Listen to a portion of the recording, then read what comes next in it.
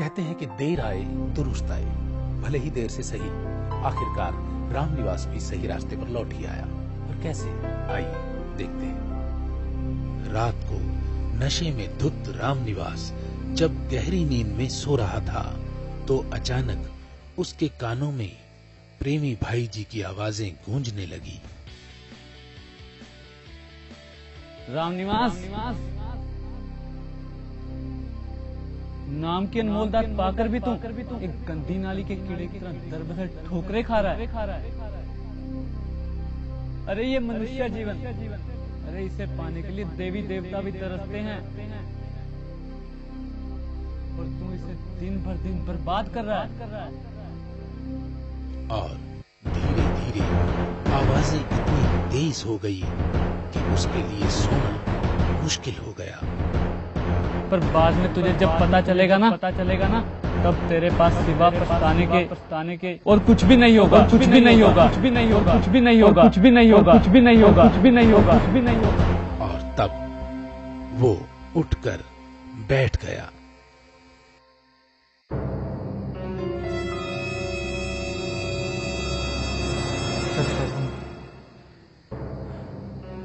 मैं पापी हूँ, मैं गुनहगार हूँ,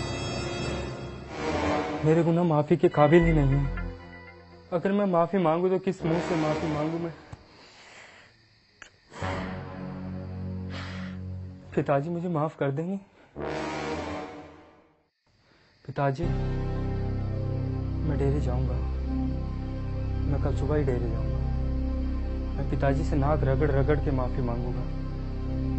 मुझे विश्वास है पिताजी मुझे माफ कर देंगे। पिताजी, मैं कल सुबह आ रहा हूँ।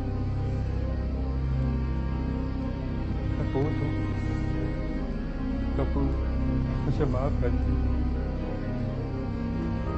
मेरी लाज रखना पिताजी, मेरी लाज रखना। मुझे सबके सामने लज्जित मत होने दो।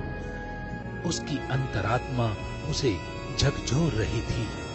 सचमुच इंसान औरों से तो भाग सकता है, लेकिन खुद से नहीं। उसे अपनी अंतरात्मा के हर सवाल का जवाब देना ही पड़ता है। और जब इंसान की आत्मा उसके कर्मों का लेखा जोखा उसके सामने लाती है तो इंसान के पास सिवाय शर्मिंदा होने के और कुछ नहीं रह जाता। और ऐसे में बचाव के लिए पश्चाताप और माफी का रास्ता ही सबसे उत्तम रास्ता होता है। और रामनिवास ने समझदारी से काम लेते हुए यही रास्ता अपनाया।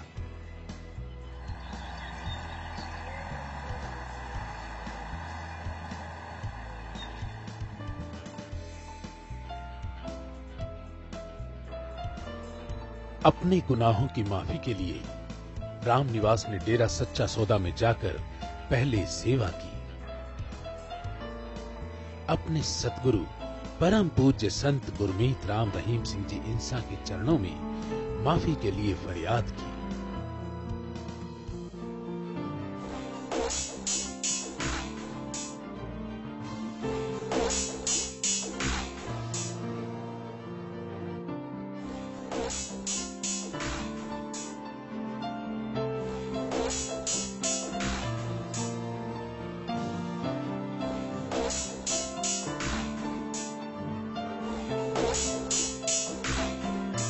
फिर सत्संग सुना। परम पूज्य गुरुजी ने एक दयालु पिता की तरह रामनिवास को पल भर में माफ कर दिया और साथ ही माफी का प्रसाद भी दिया। माफी मिलने के बाद रामनिवास ने सबसे पहले यह खुशखबरी अपनी माँ को सुनाई। हाँ बेटे, आ गया धन तेरा सरा बहुत छाना मेरे बेटा। माँ मैं डेरे गया था। अच्छा बेटे, सुना फिर। मैं अपने गुनाहों की माफी मांगने गया था माँ। अच्छा, मांग ली? हाँ माँ, मुझे माफी मिल गई। मालिक ने लाज रख दी बेटे अपनी। तो जमा बाहर निकल के जमा सारे लोग डांट मारे थे, अब तो ठीक होगा। लाज रख दिया अपने सतगुरु ने। पता है माँ, पिताजी बहुत दयालु है माँ। अच्छा, उन्होंने मुझे माफ कर दिया। अच्छा ठीक है माँ, उनका देना तो कोई दे ही नहीं सकता। नहीं बेटे, ऐसा तो दे ही नहीं सकता, कोई नहीं दे सकता ऐसा। सतगुरुदेव ने ऐसा कोई नहीं दे सकता बेटे। हाँ, धन धन सतगुरु तेरा ऐसा अपनी लाज रख दी बेटे, नहीं तो बाहर निकलने के चोर हो रहे थे जमा, सारे लोग डांट मार रहे थे बेटे जमा। अभी तो जमा सही कहते थे पागल जमा, सारे वो देखने लग गए थे लोग, ये कैसे है कुकर है, सारे ऐसे हो गए। ठीक लाज रख दी सतगुरु ने अपनी तो है, वो तो दया का सागर है, सब ने झोली भर के बेचता है बेटे। ऐसे करता है बेटे वो तो। हाँ बेटे, मेरे से बड़ा तो सतगुरु है, सतगुरु ने माफ कर दिया, सब ने माफ कर दिया है। मुझे माफ कर दिया? हाँ कर दिया बेटे, सतगुरु ने माफ कर दिया, नहीं सब ने कर दिया मेरे बेटे। हाँ बस अब तो अपने सूत्रे दिन हो गए, अपने मालिक ने सूत्रे दिन दे दिया अब तो। बस बेटे ऐसा मत करना बेटे, बस। हाँ बस बस बेटे, ऐसा मत करना बेटे। अपने सतगुरु दाता ने धन धन सतगुरु तेरा आसरा, सिमरन करना धन धन सतगुरु तेरा आसरा। मैं दरबार में आया, दरबार में आके गुफा में प्रसाद लिया, प्रसाद देने के बाद मैं घर चला गया। घर जाने के बाद मैं सो गया, सोने के बाद मैंने सपना आया कि और उसी रात जब रामनिवास सो रहा था तो उसे सपने में दिखाई दिया कि वह एक भयानक नरक में तड़प रहा है।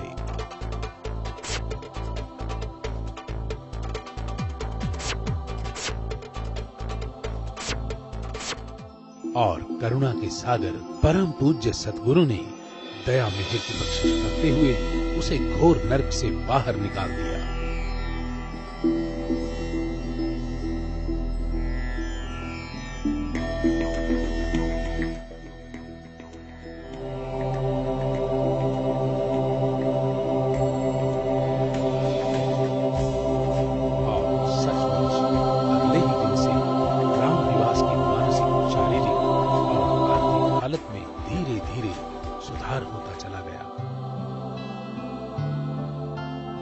शराब पीकर हर रोज अपनी पत्नी से लड़ाई झगड़ा करने वाला रामनिवास अब पत्नी की सेवा करने लगा था।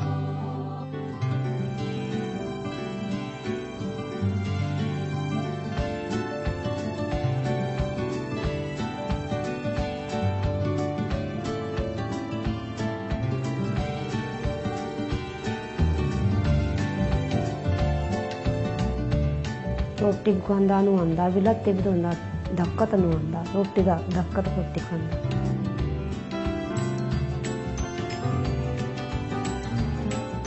उसे नहलाना, धुलाना, खिलाना, पिलाना सभी काम वो खुद करता था।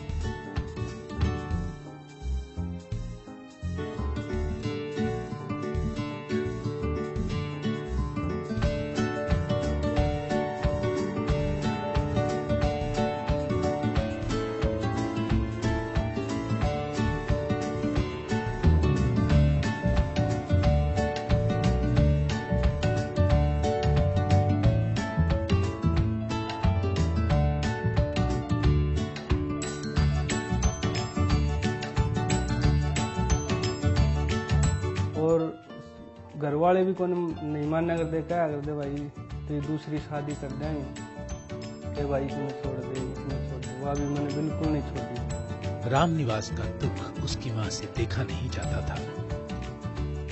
आखिरकार एक दिन उसकी माँ ने उसे दूसरी शादी करने के लिए कहा। दूसरी शादी माँ तुम क्या कह रही हो? हमारे को देखा नहीं माँ, मैं दूसरी शादी नहीं कर सकता, और फिर दूसरी का भी क्या भरोसा। माँ अगर मेरी किस्मत में सुख लिखा है ना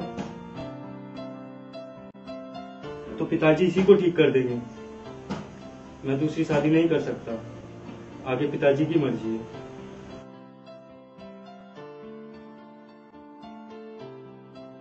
बेटा पिताजी को ना हिम्मत दे, और इसको ठीक करें। धर्म गुरु स्क्रीन तैयार।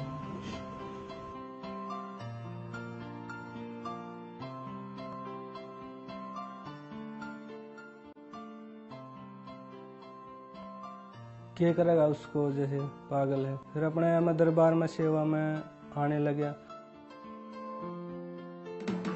और सिर्फ इतना ही नहीं, वो उसे अपने साथ सिरसा डेरे भी ले जाने लगा था, ताकि उसकी तरह उसकी पत्नी भी परम पूज्य गुरुजी की दया मेहर से ठीक हो जाए।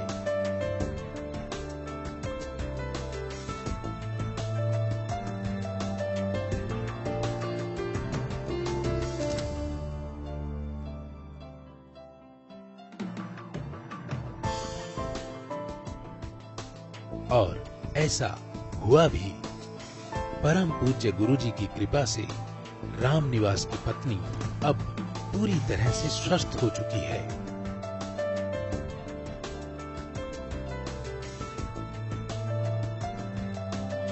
और आज रामनिवास अपनी पत्नी व 3 बच्चों के साथ एक सुखमय जीवन व्यतीत कर रहा है।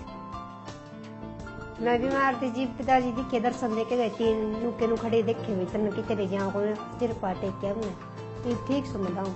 एक साथ बतागा हमको बड़का नहीं समाऊँ, रोटी आगा बसना का पुत्ता भारी का भी सारा काम मैं करूँगी। महाराज या के अपना परिवार है, 2 लड़के हैं, 1 लड़की है, पत्नी है जी, माता जी है, पिताजी है। अब बिल्कुल ठीक रहा जी। धन सतगुरु तेरे ऐसे अपने हजूर महाराज जी की कृपा से इन्होंने कहा कि उन्हीं की देन है जो आज मैं इस जिंदगी में आया हूँ, और उन्हीं की देन आगे रहेगी। तेरी रहमत को समझ पाना इंसान के बस की बात नहीं, क्योंकि तू ही जानता है क्या गलत है क्या सही है। सचमुच पूर्ण सद्गुरु को समझ पाना साधारण इंसान के बस की बात नहीं। उसे तो केवल वही जान सकता है जिस पर स्वयं सद्गुरु मेहरबान हो जाए। रामनिवास ने जो कुछ भी किया काल के वश में होकर किया, लेकिन परम पूज्य सद्गुरु की कृपा से अब वो फिर से सही राह पर लौट आया है। और कहते भी हैं कि सुबह का भूला अगर शाम को घर लौट आए तो उसे भूला नहीं कहते। आज के लिए बस इतना ही। परम पूज्य गुरु जी के किसी और करिश्मे के साथ आपके सामने फिर हाजिर होंगे। तब तक के लिए वीरेंद्र वशिष्ठ को दीजिए इजाजत। नमस्कार।